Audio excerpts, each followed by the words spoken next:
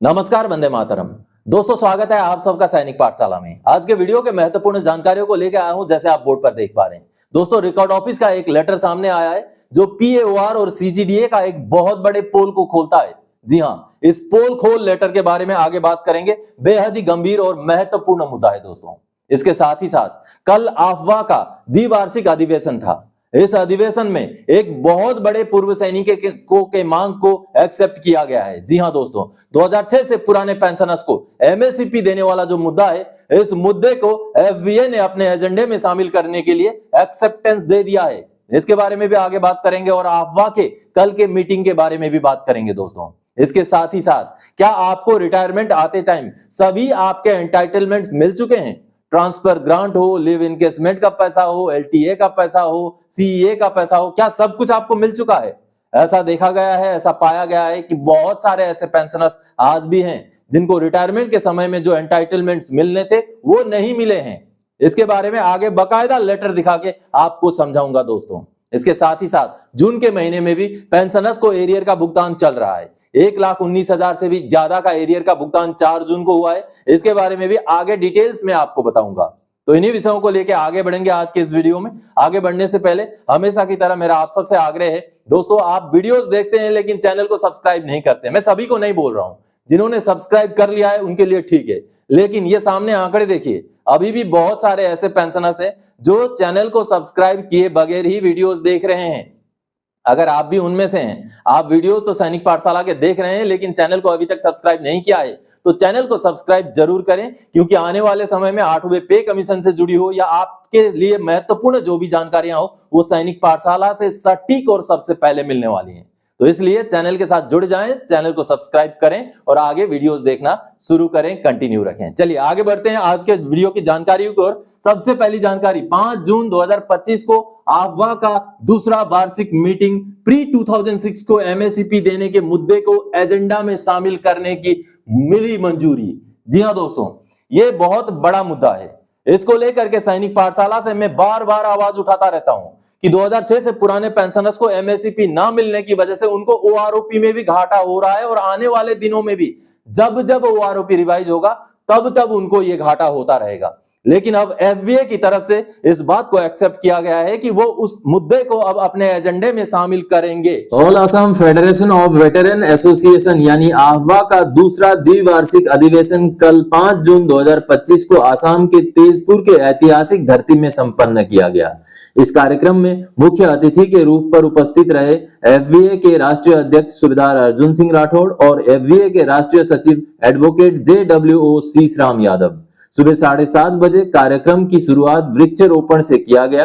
वृक्षारोपण के कार्यक्रम को अगुवाई किया अफवाह के अध्यक्ष सर्जेंट दिनेश मोहंता ने। इसके ठीक पश्चात झंडोत्तोलन का कार्यक्रम किया गया, जिसकी अगुवाई रिसेप्शन कमेटी के अध्यक्ष सूबेदार मेजर सायन कुमार दास ने की। उसके बाद एक तिरंगा यात्रा का आयोजन किया, जिसके दौरान जो अतिथि हैं उनको भी स्वागत करके सभा कक्ष में लेके आया गया। इसके ठीक बाद ही उपस्थित सभी वीर नारियां और पूर्व सैनिकों द्वारा शहीदों को श्रद्धांजलि दी गई। सुबह लगभग 9:30 बजे के बाद मूल कार्यक्रम की शुरुआत की गई। मूल कार्यक्रम को संचालित किया अफवाह के अध्यक्ष सर्जेंट दिनेश मोहंता ने।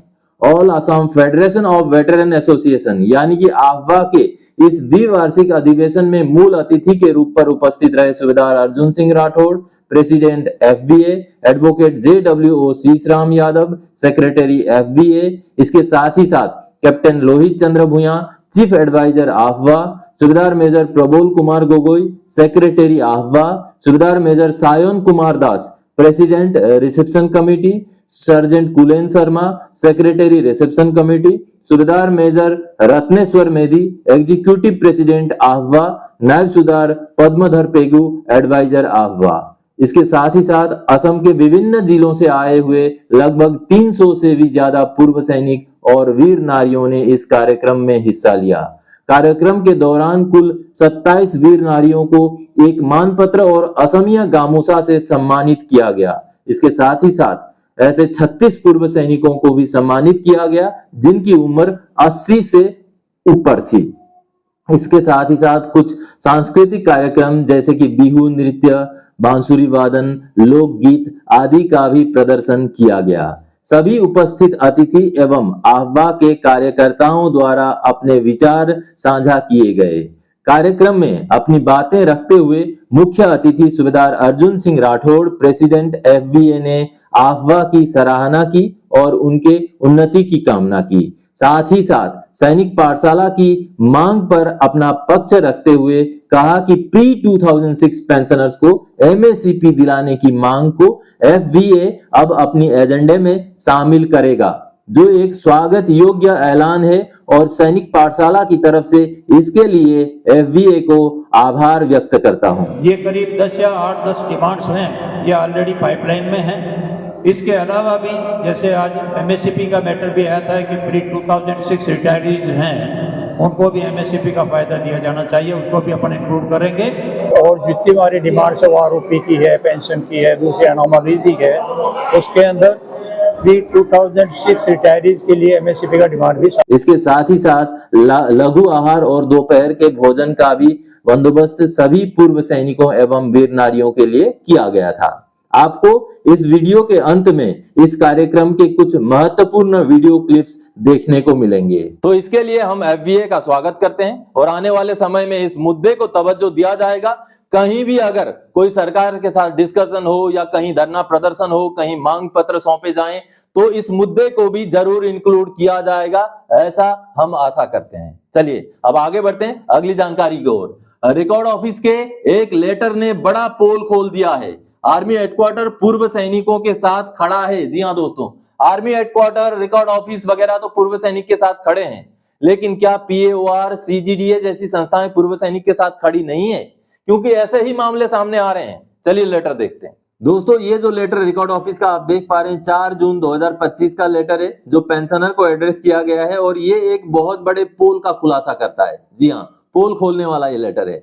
एमएससीपी 1 जनवरी 2006 से ही लागू है, लेकिन कई सारे केसेस में पेंशनर्स को 1 जनवरी 2006 से 31 अगस्त 2008 के बीच के जो रिटायरी हैं उनको एमएससीपी ग्रांट करने से पीएओआर मना कर देता है, किसी कोर्ट केस का रेफरेंस देता है, जबकि वो कोर्ट केस कॉम्बेटेंट जो पेंशनर हैं, जो फौजी पेंशनर हैं, उनके लिए लागू ही नहीं है। लेकिन अब उसी बात को खुलासा कर रहा है ये रिकॉर्ड ऑफिस का लेटर। अब देखिए इस लेटर में कुछ चीजें साफ हो जाती हैं, कुछ क्लैरिफिकेशंस हो जाती हैं। देखिए, it is intimated that MSCP 3 नायब grade benefits was granted to you with effect from 29 October 2006 and submitted to POR any section for pre-audit wide this office letter so and so। यानी कि आपको 29 October 2006 से ही MSCP लागू था, तो आपका case हमने POR को भेज दिया था। आगे देखिए, POR has returned the claim with observation by their letter number so and so with referring the honorable court order dated 28 April 2021 stating that MSCP not applicable to ESM with effect from 1 जनवरी 2006। इसका मतलब है PAOR ने आपका claim को वापस भेज दिया और उन्होंने कहा किसी एक कोर्ट केस का जो है जजमेंट का जो है रेफरेंस देते हुए 28 अप्रैल 2021 का जजमेंट का कि एमएससीपी जो पूर्व सैनिक है उनको 1 जनवरी 2006 से लागू नहीं है, ऐसा करके पीओआर ने वापस कर दिया। अब आगे देखिए फिर रिकॉर्ड ऑफिस ने क्या किया। In this connection the case was submitted to IHQ of MoD army MP8 for further direction vide this office letter number 31 March 2025। यानी कि इस मुद्दे पर हमने आपका केस को आर्मी हेडक्वार्टर को भेज दिया इस विषय के ऊपर डायरेक्शन लेने के लिए। आगे देखिए, Approval on the subject has been received from IHQ of MOD Army on 22 May 2025 and forwarded to PAOR। यानी कि अप्रूवल मिल चुका है, आर्मी हेडक्वार्टर ने अप्रूव कर दिया है कि आपको 29 अक्टूबर 2006 से ही एमएससीपी मिलेगा। ये साफ हो गया है।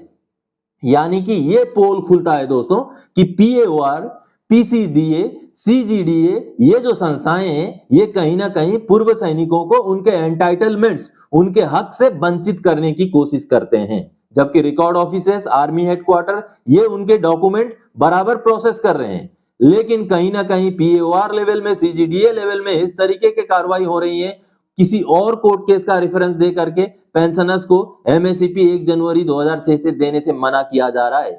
लेकिन अब देखिए आर्मी हेडक्वार्टर ने उनका केस जब दोबारा से पीएओआर के मना करने के बाद जब आर्मी हेडक्वार्टर भेजा गया, आर्मी हेडक्वार्टर ने अप्रूवल कर दिया कि ऐसा नहीं है, कोई भी 28 अप्रैल 2021 का कोई जजमेंट का कोई मतलब नहीं है।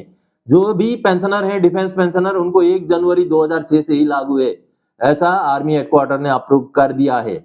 उसके बाद अब पेंशनर का केस को पीएओआर भेजा गया है। तो आप सबने देखा जो चीजें फौजियों के लिए लागू हैं, स्पेशली सिर्फ फौजियों के लिए लागू हैं, क्योंकि बाकी जो सिविलियंस हैं या पैरामिलिट्री हैं उनके लिए सितंबर 2008 से ही लागू है एमएससीपी।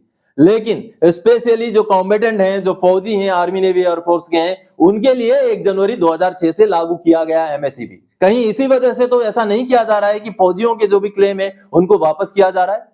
कहीं ना कहीं आर्मी हेडक्वार्टर को सख्त हिदायत जारी करते हुए जितने भी इस तरीके के केसेस पेंडिंग है उनको प्रोसेस करवाना चाहिए, ताकि पेंशनर्स परेशान ना हो और उनका जो भी एंटाइटलमेंट है वो उनको आसानी से मिल सके।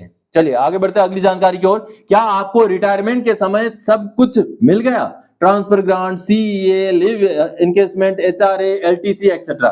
दोस्तों ये अमूमन पाया गया है कि बहुत सारे पेंशनर्स को रिटायरमेंट के टाइम में उनके एंटाइटलमेंट नहीं मिले हैं। चलिए सीधे एक लेटर दिखा के आपको समझाता हूं। दोस्तों ये एक पीएओआर ने एक फैमिली पेंशनर को जवाब दिया है, जब फैमिली पेंशनर ने पेंशनर के रिटायरमेंट के समय में कुछ सुविधाएं या कुछ उनके एंटाइटलमेंट्स ना मिलने के बारे में जब क्लेम किया। तो 27 मई 2025 का ये लेटर है, महत्वपूर्ण लेटर है दोस्तों। अब देखिए इसमें पीएओआर द्वारा क्या बोला गया है। With reference to your above cited grievance it is intimated that transfer grant part 2 order number 2020 का पार्ट 2 ऑर्डर है dated 11 October 2020 has been adjusted in May 2025 and arrear of the same will be released in the ensuing month. यानी कि देखिए 2020 का part 2 order है, pensioner को retirement आते time उनका ट्रांसफर ग्रांट मिलना था जो अभी तक नहीं दिया था, और अभी पीओआर बोल रहा है कि मई के महीने में आपका जो है एडजस्ट कर दिया है, आगे आने वाले समय में हम इसका एरियर का भुगतान कर देंगे।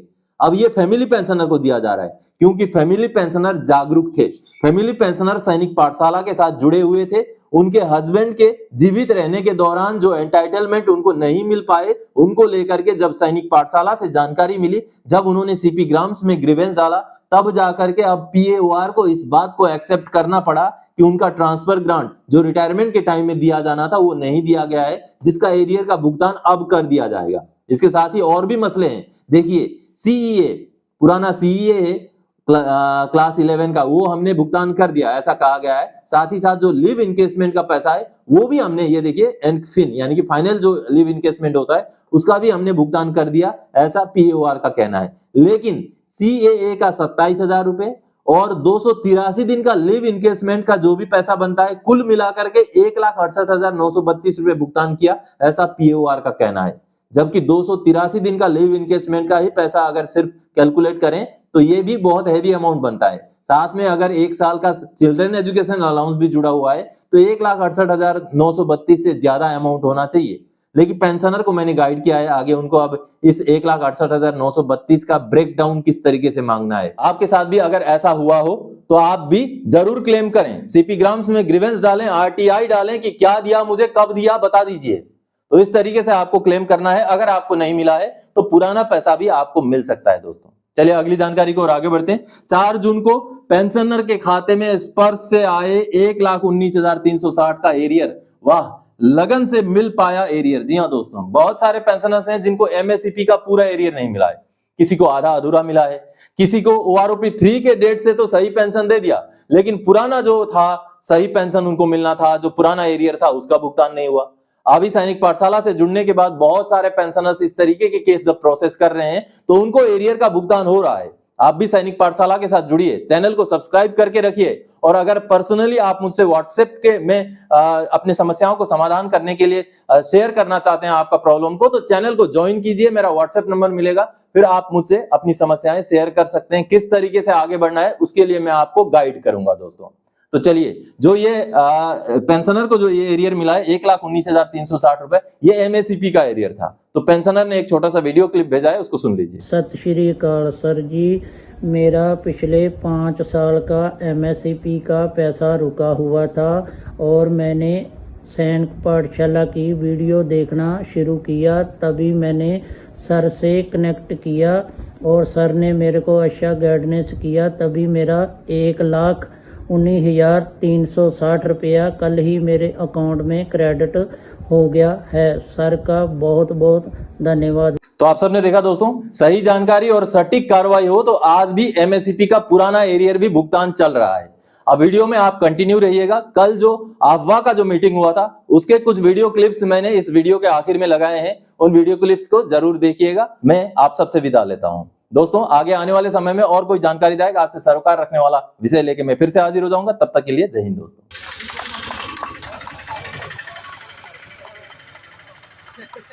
All Assam Federation of Veteran Association উপদেষ্টা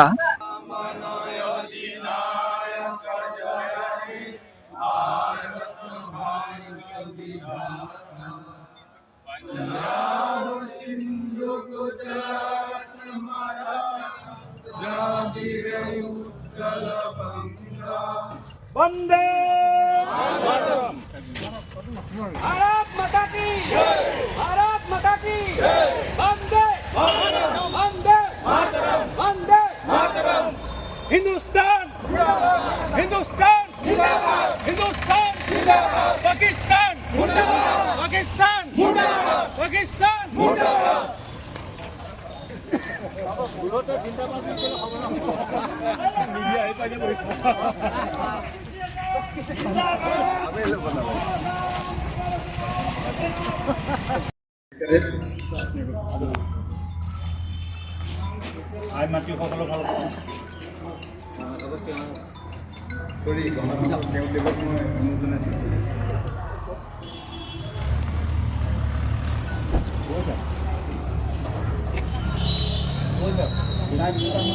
जय Hind.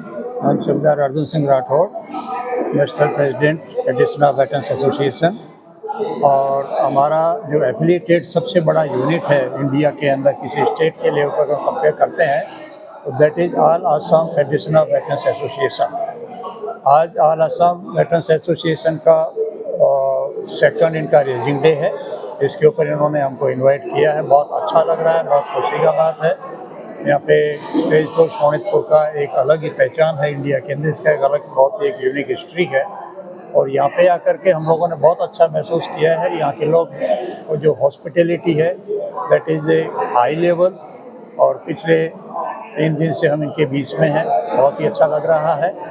Federation of veterans association का जो फॉर्मेशन हुआ था 9 अप्रैल 2023 को, वो एक बहुत बड़ा कॉन्सेप्ट लेकर के इसका गठन किया गया था कि नेशनल लेवल के ऊपर एक इस प्रकार का प्लेटफॉर्म होना चाहिए कि सभी संगठन उसके साथ में एफिलिएट होकर के पूर्व सैनिकों की आवाज़ को बुलंद करें। बहुत ही एक अच्छे नेक इरादे के साथ में इसका फॉर्मेशन हुआ था। और पिछले 2 साल की जर्नी के अंदर फेडरेशन ने काफ़ी कुछ अचीव किया है। और स्पेशली आसाम के अंदर it's a matter of appreciable, it is a unique state कि they have affiliated all the districts with the All Assam Federation of Veterans Association.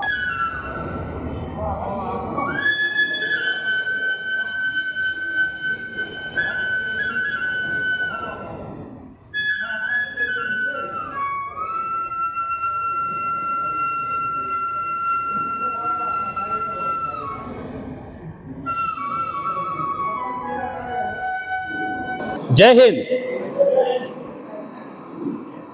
आप लोग सब उम्मीद करते हैं कि सभी लोग अच्छे होंगे। आज के इस अनुष्ठान के माननीय सभापति महोदय, all Assam federation of veterans association के स्थापना दिवस के शुभ अवसर पर आज के मुख्य अतिथि फेडरेशन ऑफ वेटरन्स एसोसिएशन के राष्ट्रीय अध्यक्ष सूबेदार अर्जुन सिंह राठौर साहब, महंत महोदय, आमार अति आदरर और श्रद्धार एफबीआई राष्ट्रीय सभापति तथा आजिर मुख्य अतिथि माननीय सूबेदार अर्जुन सिंह राठौर महोदय, सभात विशिष्ट अतिथि हिसाबे आहि आमार मजत उपस्थित हुआ माननीय राष्ट्रीय प्रधान सम्पादक JW शिशराम यादव महोदय। On this auspicious moment of the day, it won't be completed until we express our feelings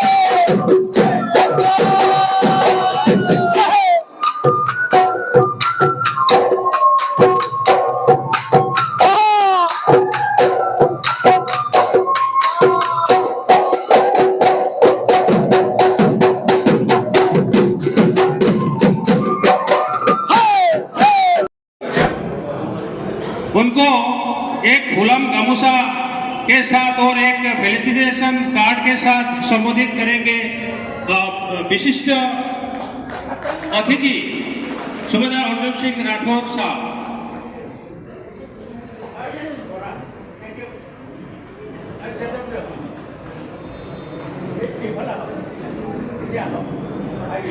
next Shrimati Junmoni Das, Binari, Sonitpur district. Shrimati Renu Saikia, Binari, Sonitpur district.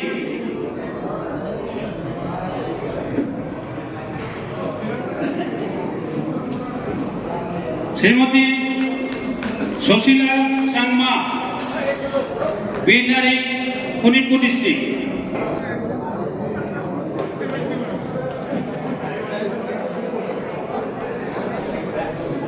मैं अभी जो नाम आप लोगों को सामने अनाउंसमेंट कर रहा हूँ, अगर वो इंडिविजुअल प्रेजेंट नहीं है तो उस एक्चुअली का डिस्ट्रिक्ट का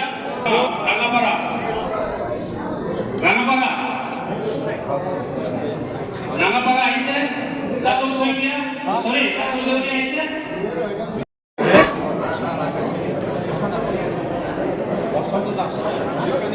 नेक्स्ट हो जाए सोनिया सोनिया।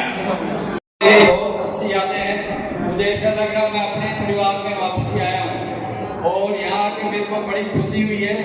चार धाम का यात्रा में जितना पुण्य मिलता है उससे ज़्यादा पुण्य मुझे यहाँ प्राप्त हुआ है। और धार्मिक यात्राएं भी की, शहीद स्मारक पे गए और भैरव के मंदिर भी गए, माँ भैरव और भुवनेश्वर और एयरफोर्स स्टेशन तो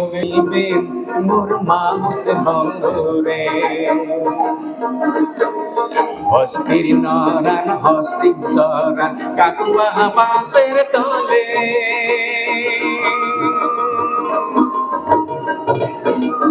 ओरे की सापे दौसिलो मारे ओ जाए जा रे घून के जा रे जय कहारा दिया।